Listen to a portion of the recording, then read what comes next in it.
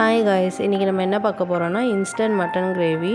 So first மட்டனை குக்கரில் வேக வச்சிடணும். ஒரு 2 ஸ்ட்ரீம் இல்லை 3 ஸ்ட்ரீம் விட்டு வேக வச்சு அதை எடுத்து வச்சிடணும். அதுக்கப்புறம் அதுக்கு தேவையான பட்டை, கிராம்பு, சோம்பு, ஜீரகம் இது எடுத்து வச்சுக்கணும். அப்புறம் மிளகாத்தூள், மல்லித்தூள், மஞ்சத்தூள், மட்டன் மசாலா இது தனியாக எடுத்துக்கணும். அப்புறம் வெங்காயம், சின்ன வெங்காயம் போட்டால் இன்னும் சூப்பராக இருக்கும். கருவேப்பிலை, அப்புறம் இஞ்சி பூண்டு பேஸ்ட்டு, தக்காளி எடுத்து வச்சுருக்க இந்த ஸ்பைசஸ் எல்லாம் ஃபஸ்ட்டு பவுடராக நல்லா அரைச்சிக்கணும். அரைச்சிட்டு குக்கர் வச்சு எண்ணெய் ஊற்றி எண்ணெய் ஹீட் ஆனதும் அதுக்கப்புறம் அரைச்சி வச்சுருக்க இந்த ஸ்பைசஸை போட்டுடணும். ஸ்பைசஸ் நல்லா பொரியணும். ஸ்பைசஸ் நல்லா பொரியும் போது தான் மட்டன் கிரேவிக்கு நல்ல ஃப்ளேவர் கொடுக்கும். இப்போ நல்லா பொரிஞ்சிருச்சு. அதுக்கப்புறம் பொடியாக அறுத்து வச்சுருக்க வெங்காயமும் கருவேப்பிலையும் ஆட் பண்ணிக்கணும். அதை ஆட் பண்ணி நல்லா வதக்கணும். அது நல்லா வதங்கணும். அது கலர் சேஞ்ச் ஆகிற வரைக்கும் வதங்கினதுக்கப்புறம் ஒரு 2 to 3 மினிட்ஸ் விட்டிங்கன்னா நல்லா வதங்கிடும். அதுக்கப்புறம் இஞ்சி பூண்டு பேஸ்ட்டு போட்டுக்கணும். இஞ்சி பூண்டு பேஸ்ட் பச்சை வாசனை போகிற வரைக்கும் நல்லா வதக்கிடணும்.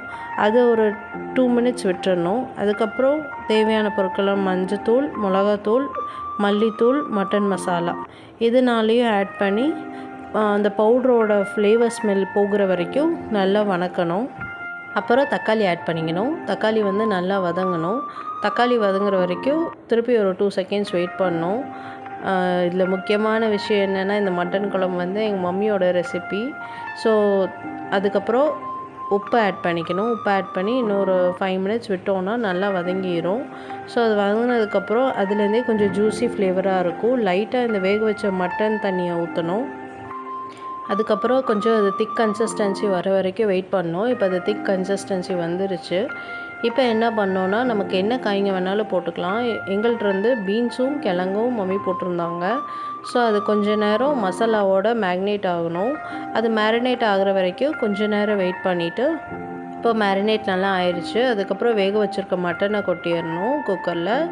இப்போ நல்லா திருப்பியும் அதை மிக்ஸ் பண்ணணும். நல்லா மிக்ஸ் ஆகணும். மசாலாவும் மட்டன் அதுக்கப்புறம் போட்டிருக்க வெஜ்ஜீஸ் எல்லாம் நல்லா மிக்ஸ் ஆகணும்.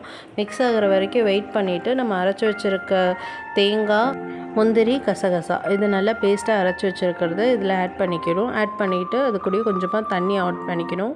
அதுக்கப்புறம் இந்த சூப் இருக்கும், மட்டன் சூப்பை அதையும் ஆட் பண்ணிக்கணும். ஆட் பண்ணி நல்லா மிக்ஸ் பண்ணணும். அது ஒரு கொதி வர வரைக்கும். அப்புறம் கொத்தமல்லி லீவ்ஸை கார்னிஷ்க்கு போட்டுக்கணும். கார்னிஷ் போட்டு குக்கரை மூடி ஒரு ஸ்ட்ரீம் மட்டும் போதும். ஒரு ஸ்ட்ரீம் விட்டிங்கன்னா உங்களுக்கு வெஜ்ஜீஸ் நல்லா வெந்துடும்.